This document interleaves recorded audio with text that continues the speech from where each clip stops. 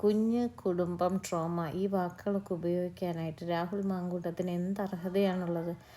തൻ്റെ ജോലി സ്ഥലത്ത് ലൈംഗികാസക്തി നിയന്ത്രിക്കാൻ പറ്റാത്ത യാതൊരു വർക്ക് എത്തിക്സും ഇല്ലാതെ പ്രവർത്തിച്ചിട്ട് ഒരുപാട് ജീവിതങ്ങളിൽ മാനസിക സംഘർഷം ഉണ്ടാക്കി കുടുംബം എന്ന് പറയുന്ന ഒരു തടവറ അയാൾക്ക് വേണ്ട.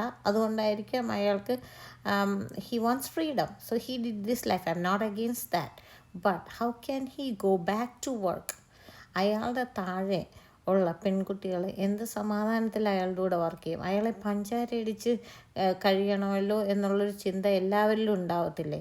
ഇങ്ങേരെ പ്രകീർത്തിച്ചുകൊണ്ട് ഇങ്ങേരുടെ പ്രസ്ഥാനങ്ങൾ കൊണ്ട് മനോരമ കഴിഞ്ഞ ഒരാഴ്ചയായിട്ട് ഓരോ ദിവസം വരികയാണ്. Why do Manorama have to bring him back to work? Why? He's not a normal person. He needs therapy. He has no work ethics.